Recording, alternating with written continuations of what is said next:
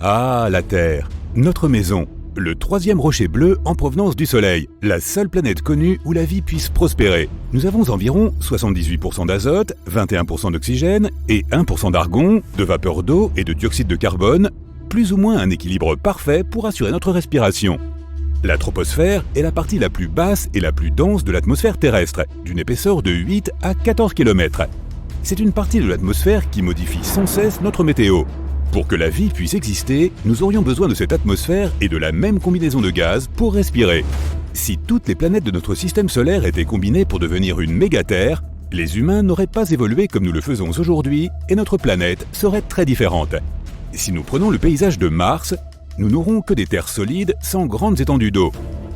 La Terre est la seule planète de notre système solaire avec des étendues d'eau.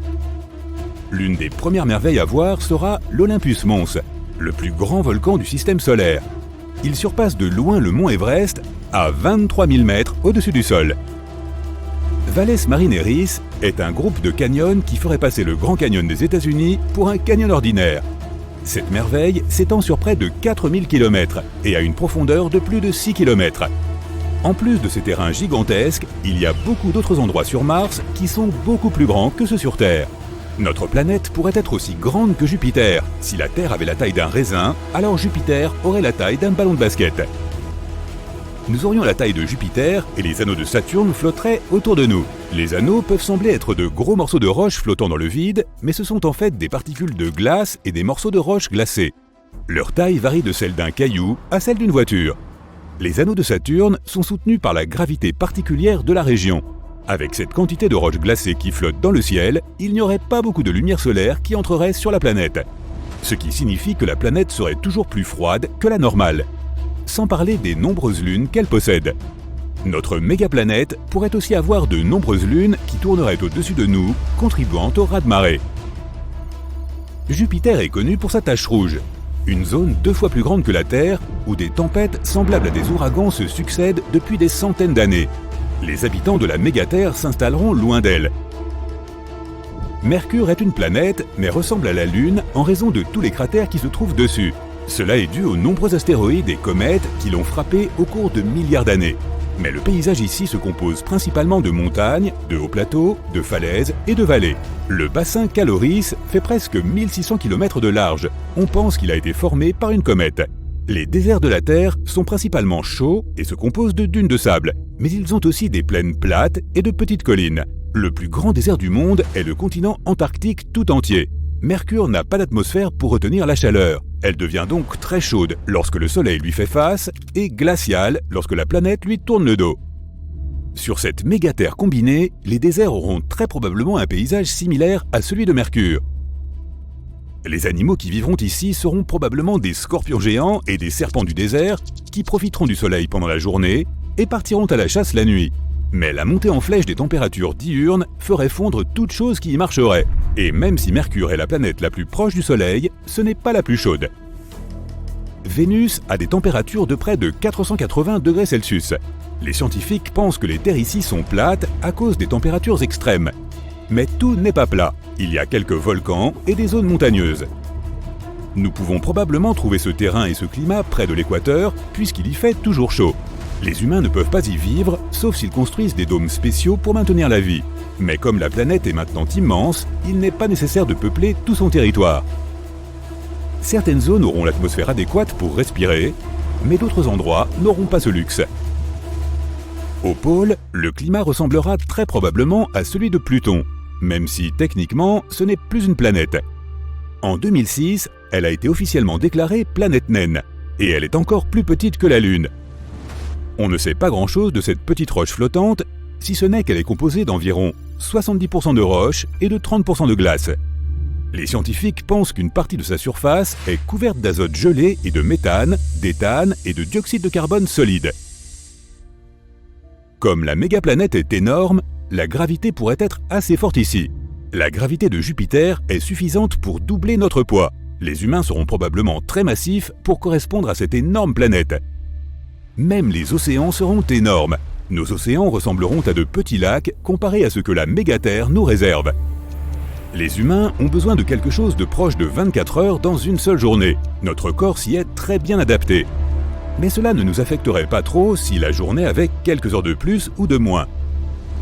Nous ne pouvons vivre sur aucune autre planète sans porter l'équipement approprié. Nous ne tiendrions pas plus de quelques secondes dans des endroits comme Jupiter, Neptune et Saturne. Il est possible de tenir aussi longtemps que tu peux retenir ton souffle sur Mars. L'atmosphère est mince et la gravité est similaire à la nôtre, mais tu risques de geler. Même s'il s'agit d'une planète rouge, elle est en fait très froide et possède des calottes glaciaires au pôle recouvertes de dioxyde de carbone. C'est la même chose pour Mercure. Tu peux rester ici aussi longtemps que tu peux retenir ta respiration et en te trouvant dans la zone idéale entre le lever et le coucher du soleil. Les civilisations antiques n'auraient pas été aussi diverses que sur Terre, car les terrains et les conditions extrêmes n'auraient pas permis les explorations et les échanges. Mais au fur et à mesure que les humains développeraient des technologies spéciales pour certaines régions, différentes cultures émergeraient. De nombreux animaux auraient également évolué de manière spécifique et unique. Mais en raison de l'énorme taille de la planète et de son isolement, et du fait de leur position au sommet de la chaîne alimentaire, certains animaux pourraient avoir été présents depuis les débuts de la planète sans évoluer. Il est donc possible que cette mégaterre abrite d'anciens dinosaures et qu'ils soient encore plus grands que ceux de la Terre. Et même s'il y a de fortes chances que certains humains soient physiquement différents les uns des autres, il pourrait même y avoir plus d'une espèce humaine vivant aux deux extrémités de la planète. En raison de leur isolement, ils ont évolué à leur manière en fonction de leur environnement. Au fil des siècles, les progrès technologiques ont permis de diffuser les diverses cultures et nous sommes devenus plus ouverts les uns aux autres. Les Néandertaliens et les Homo sapiens vivaient autrefois côte à côte et étaient considérés comme les deux espèces d'humains. Les Néandertaliens étaient intelligents et utilisaient des outils pour chasser et dessiner.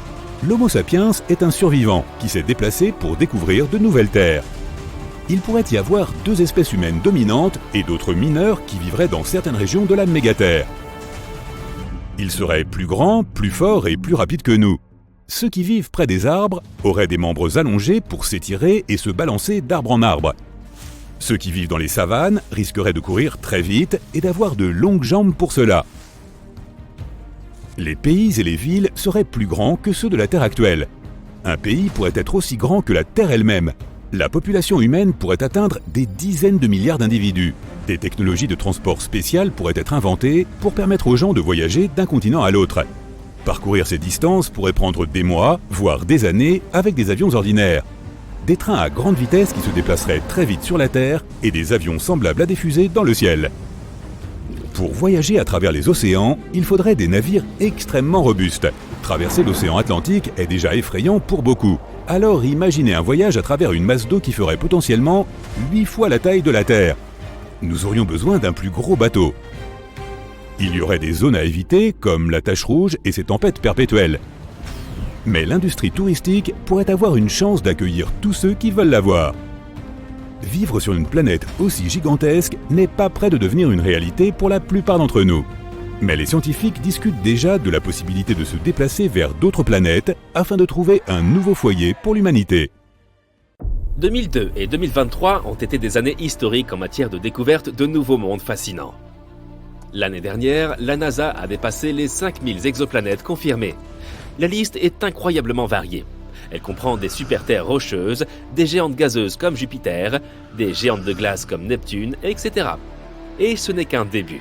Il pourrait y avoir plus de 1000 milliards d'exoplanètes rien que dans notre galaxie. Mais la question la plus importante est de savoir combien d'entre elles sont habitables. Tu sais, pour nous, les humains, y a-t-il des planètes sur cette liste qui pourraient accueillir de la vie, ou qui pourraient même devenir notre future maison? Bien sûr qu'il y en a. Et en 2022-2023, nous en avons trouvé 5. Alors attachez vos ceintures et accrochez-vous pour un voyage mouvementé au-delà de notre système solaire. La première planète de notre liste est Wolf 1069b, une dénomination bien ennuyeuse. Je vais donc simplement la surnommer Wolfie. Car qui pourrait m'en empêcher? La NASA? Une nouvelle étude menée par 50 astronomes passionnés a confirmé quelque chose de génial. Cette exoplanète, Wolfie, située à seulement 31 années-lumière de nous, pourrait potentiellement être composée de roches. En d'autres termes, il s'agit théoriquement d'une planète habitable. L'équipe à l'origine de cette découverte a utilisé une technique appelée vitesse radiale pour détecter l'exoplanète. Cette méthode permet aux scientifiques d'étudier les mouvements des étoiles et des planètes. C'est un peu comme si on jouait au ballon avec un ami et qu'on voyait la balle se rapprocher de plus en plus au fur et à mesure qu'il la lançait. C'est un peu comme la vitesse radiale. Lorsqu'une planète se rapproche de nous, l'étoile autour de laquelle elle orbite semble aussi se rapprocher de nous. Lorsque la planète s'éloigne de nous, l'étoile a également l'air plus lointaine. Les scientifiques peuvent utiliser ces informations pour déterminer ce que fait la planète et quelle est sa taille. C'est ainsi qu'ils ont trouvé Wolfie. On estime que cette exoplanète a la taille de la Terre et qu'elle a une masse égale à 1,5 fois celle de notre planète. Elle est en orbite autour d'une étoile naine rouge que j'appellerais Wolfie's Mama. Mais c'est là que le bas blesse. Wolfie orbite dans la zone habitable de son étoile, ce qui signifie qu'il s'agit d'un candidat idéal pour la présence d'eau sous forme liquide à sa surface. C'est comme si nous avions touché le jackpot exoplanétaire. Waouh, j'aimerais bien avoir acheté un ticket. Cette étude estime que si Wolfie possède une atmosphère semblable à celle de la Terre, les températures pourraient atteindre 12 degrés Celsius, ce qui signifierait que de l'eau liquide pourrait s'accumuler sur le côté jour de la planète. Mais voici le hic. L'exoplanète est verrouillée par son étoile, ce qui signifie que c'est toujours le même côté qui fait face. Imaginons qu'un côté de la planète soit toujours baigné dans la chaleur de son étoile, tandis que l'autre est éternellement dans l'obscurité. Comme au collège, je plaisante. L'équipe à l'origine de cette découverte estime qu'il s'agit de la meilleure candidate pour des recherches plus approfondies. Mais il faudra probablement attendre encore 10 ans pour obtenir des réponses. D'ici là, nous devrons continuer à scruter le ciel avec nos télescopes et en croisant les doigts. La planète suivante est TOI 700e.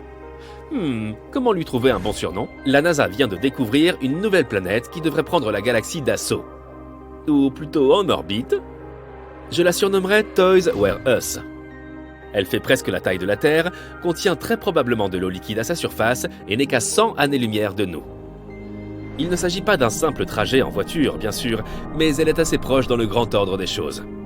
Toys Were Us est la 4e planète de son système et a une orbite un peu courte. 28 jours seulement pour faire le tour de son étoile. Au moins, tu auras un anniversaire tous les mois. Hurrah! Cette fois, la découverte a été faite en utilisant la méthode dite du transit. Les planètes elles-mêmes sont incroyablement petites et difficiles à détecter. Mais lorsqu'une planète se trouve devant l'étoile, elle bloque une partie de la lumière qu'elle émet, ce qui la fait paraître un peu moins brillante. Dès que la planète s'éloigne, l'étoile retrouve sa luminosité. Pour trouver une planète, les scientifiques observent donc très attentivement si la luminosité change. Si c'est le cas, cela signifie qu'il y a probablement une planète qui joue à cache-cache avec nous. C'est ainsi qu'ils ont découvert Toys Were Us. On la doit à la mission TESS. Elle a également détecté 66 nouvelles exoplanètes et 2100 autres candidats attendent d'être confirmés. TESS a produit des images de 75% de la voûte céleste. C'est ce qu'on appelle de l'efficacité. Toys Were Us est située dans la zone habitable optimale, entre les planètes C et D. Mais elle pourrait être verrouillée, tout comme Wolfie. Il se peut donc que nous devions nous contenter d'un monde aquatique à une seule face. La découverte de Toys Were Us est une piste prometteuse pour les futures observations de suivi, et elle démontre le potentiel de TESS à trouver des exoplanètes encore plus petites à l'avenir.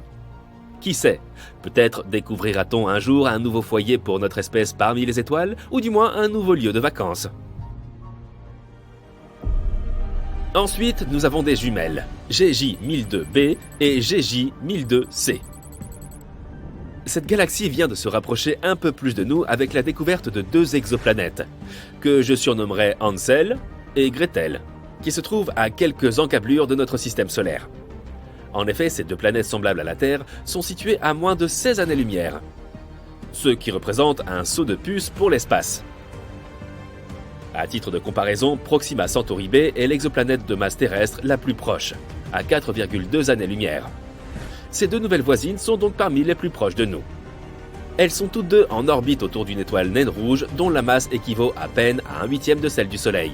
Elle est plutôt froide et peu lumineuse, mais ce n'est pas grave car les 2 planètes en sont très proches. Hansel met 10 jours à tourner autour de son étoile, tandis que Gretel met un peu plus de 21 jours. Encore des anniversaires en plus, j'imagine. La découverte a été faite par une équipe scientifique internationale et n'a pas été une mince affaire. L'équipe a dû travailler avec 2 instruments, Espresso et Carmenes. Le résultat? Un café latte? Non. Ce qu'ils ont obtenu, ce sont des mesures si précises que l'on peut pratiquement compter le nombre de cratères à la surface des planètes. En effet, les planètes sont situées dans la zone habitable de leur étoile et ont une taille parfaite, ce qui en fait des candidates idéales pour de futures études sur l'atmosphère. Le principal responsable de l'étude a déclaré « La nature semble vouloir nous montrer que les planètes semblables à la Terre sont très répandues. Grâce à ces 2 planètes, nous en connaissons désormais 7 dans des systèmes planétaires très proches du Soleil. Qui aurait cru que nos voisins pouvaient être si accueillants ?» En conclusion, la découverte de Hansel et Gretel est un pas de géant pour l'humanité. Alors, levons tous nos verres de H2O, ou de ce que l'on boit sur les exoplanètes, et célébrons-la. La dernière planète de notre liste est LP 890-9C. Je l'appellerai Bob. Cette super-Terre, située à environ 98 années-lumière, est 40% plus grande que notre planète.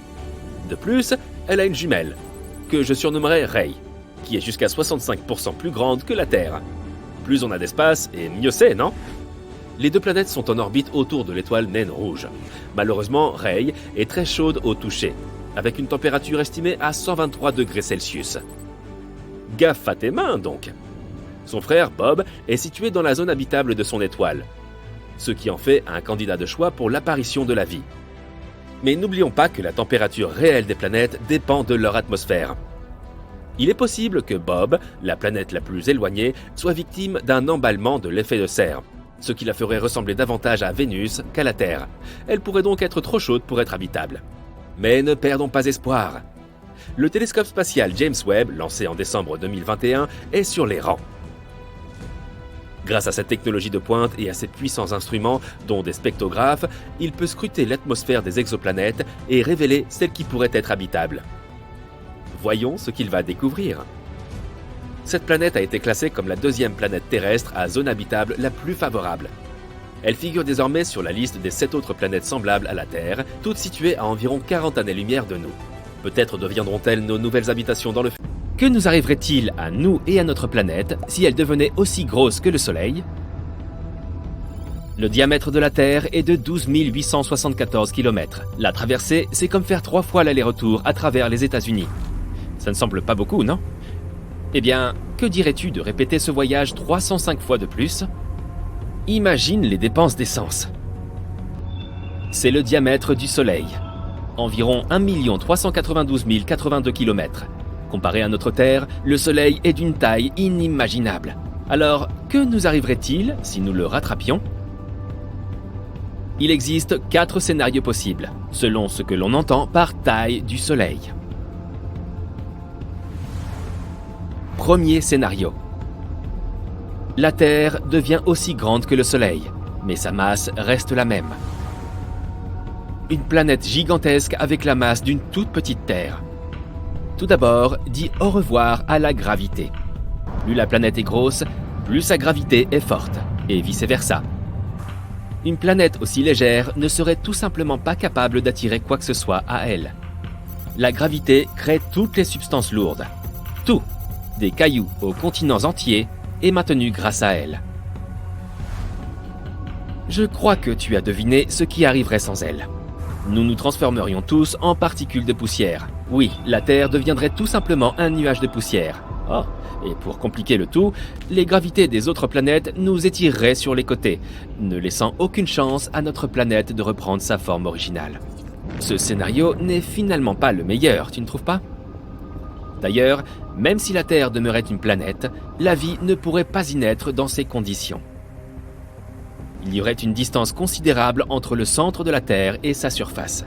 Et souviens-toi, la masse de la planète est minuscule, donc pas de gravité. Elle n'aurait pas été capable de retenir l'atmosphère, et sans atmosphère, les organismes vivants ne pourraient pas se développer. Ça n'aurait pas eu d'importance de toute façon. La Terre serait en fait un nuage. Dès lors, ce nuage, pesant environ 10 fois plus lourd que Jupiter, se concentrerait dans l'espace. Par conséquent, il éclaterait et se transformerait en étoile. Et nous aurions un nouveau Soleil. Scénario 2. Celui-ci est à la fois un scénario à part entière, mais aussi une conséquence du précédent. La Terre devient aussi grande que le Soleil et a la même masse. Maintenant, nous avons 2 soleils. Nous serions un système stellaire dit binaire. Cela signifierait la destruction de notre système solaire. Imagine avoir 2 masses dans un seul système. Les orbites des planètes deviendraient instables, perturbées par un changement aussi soudain. Une fois qu'elles se rapprocheraient de notre exotère, elles s'effondreraient immédiatement, soit à cause des forces de marée, soit à cause de l'impact de l'ex-Terre. Oui, même les géantes de gaz. Je veux parler de toi, Jupiter. Sais-tu quelle planète survivrait et prendrait finalement sa revanche sur nous? Pluton. Ce serait probablement la dernière exoplanète restante dans tout le système. Elle est trop éloignée pour remarquer des changements, sauf en cas d'augmentation de la masse du centre du système. Donc l'orbite de Pluton se rapprocherait de notre système à 2 étoiles, et c'est tout. La Terre et le Soleil devraient accepter que Pluton soit désormais leur seule planète. Le disque protoplanétaire qui a formé notre système il y a des milliards d'années n'existerait plus. Donc, plus aucune autre planète ne pourrait être créée dans notre système. Tout cela est bien beau, mais qu'en est-il de la Terre elle-même? À quoi ressemblerait la vie? Voyons voir. Les nuits et les jours dureraient désormais plus longtemps en raison de l'augmentation du temps de rotation de la Terre. Il y aurait probablement une baisse significative de la température au pôle nord et sud. Même sur notre petite planète actuelle, ils ne reçoivent que très peu de lumière solaire. Donc si la taille de la Terre augmentait, la zone des pôles qui recevrait la lumière du Soleil diminuerait encore plus. Le côté positif, c'est qu'il y aurait beaucoup plus d'espace maintenant. Il n'y aurait plus de surpopulation. La taille de la planète serait tellement énorme qu'il te faudrait des années pour aller d'un point à un autre. Oui, quand on y pense, on se sentirait probablement très seul. Mais bon, qui sait? Peut-être que les fusées deviendraient notre principal moyen de transport. Ça serait génial. Il y aurait de nombreuses régions vastes et inexplorées qu'aucun humain n'aurait jamais vues ou visitées. Nous ne connaîtrions pas non plus l'existence de nombreuses civilisations et de tribus différentes. Les siècles passeraient, et beaucoup d'entre nous s'en iraient sans jamais rencontrer d'autres personnes et apprendre à les connaître. Et encore, si nous arrivions à marcher, nos os ne pourraient pas supporter notre poids avec une gravité aussi considérable, et notre cœur devrait travailler 2 fois plus pour nous maintenir en vie. Les oiseaux ne pourraient plus voler. Rien ne pourrait voler a priori. Tous les arbres qui existent tomberaient, et les nouveaux repousseraient à peine, comme de l'herbe. En parlant d'arbres, comment se porterait notre écosystème? Eh bien, pas très bien. Si nous ne prenons pas soin de notre environnement dans notre petite Terre en ce moment, imagine ce qui se passerait si nous avions un espace aussi vaste à notre disposition. Je suppose que nos tonnes d'ordures auraient même eu raison des réserves infinies d'arbres et d'eau potable que nous aurions dans notre grande nouvelle maison. Nos machines et nos robots devraient être énormes pour être efficaces. C'est parce qu'une ferme ordinaire aurait désormais la taille d'un État américain. Aussi, il ferait beaucoup plus sombre que ce à quoi nous sommes habitués. La Terre est si petite maintenant. Imagine ce qui se passerait si notre planète aurait la taille du Soleil lui-même. Moins de lumière solaire signifie que nous aurions probablement besoin d'un soleil artificiel. De plus, les différences de température à la surface de la planète seraient énormes. Si tu es surpris, c'est que tu as probablement sous-estimé la taille du Soleil. Il est presque 110 fois plus grand que la Terre. L'équateur de notre nouvelle Terre est égal aux 35 équateurs de notre Terre actuelle. Oh, et tu te souviens de Pluton? Eh bien, c'est notre seule lune maintenant. La première se serait probablement écrasée sur nous il y a bien longtemps, nous faisant subir le même sort que les dinosaures. Dans ce cas, toute l'eau se serait probablement évaporée de notre planète. Bref, il y a des milliers de mauvais cas de figure. Mais passons à autre chose et concentrons-nous sur du positif. Scénario 3. Même chose, mais la Terre conserve sa densité. Celui-ci est intéressant. Nous ne sommes plus une planète. Nous sommes une étoile maintenant. En fait, nous sommes devenus encore plus lourds que le Soleil. Notre planète aurait maintenant une masse solaire de 3,9, car il faudrait équilibrer notre faible densité d'une manière ou d'une autre. Bref, ce serait presque la même chose que dans le scénario 2, mais avec des conséquences à long terme plus intéressantes. Puisque notre Terre serait devenue 4 fois plus lourde que le Soleil, elle aurait brûlé son combustible plus rapidement.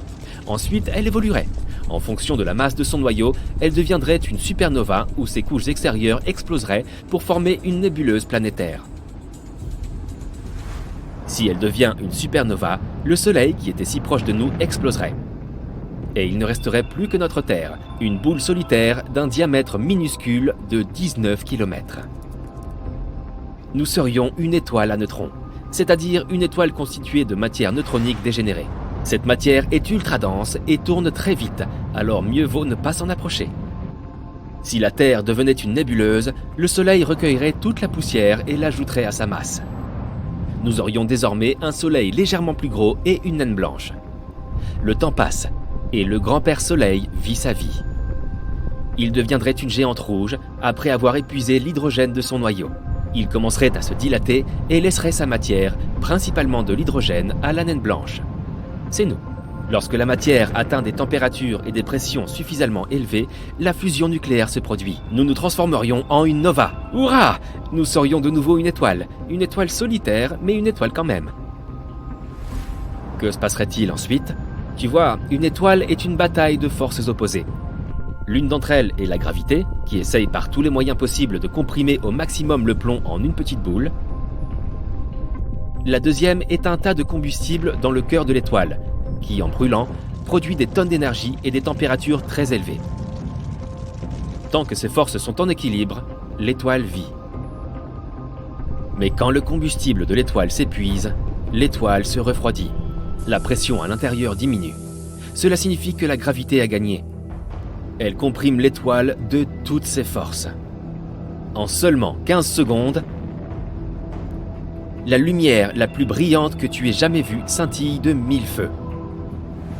Et notre exotère devient une supernova, laissant derrière elle une nébuleuse impressionnante. Mais ne t'inquiète pas, il est impossible qu'une planète rocheuse obtienne la taille du Soleil. Seules d'autres étoiles peuvent être aussi grandes. Mais attends, pourquoi notre Terre est-elle si petite alors que les autres planètes sont énormes? Est-ce qu'elle continue de grandir ou est-ce qu'elle s'arrête à un moment donné? Plus tu ajoutes de la masse, plus tu obtiens de la compression. Au fur et à mesure que les planètes deviennent plus lourdes, la compression gravitationnelle augmente. Elle cesse de croître lorsque leur masse atteint environ 1,7 fois celle de Jupiter, ou 540 masses de la Terre. Après cela, l'ajout de la masse à une planète la rendra plus petite, car la compression devient plus forte.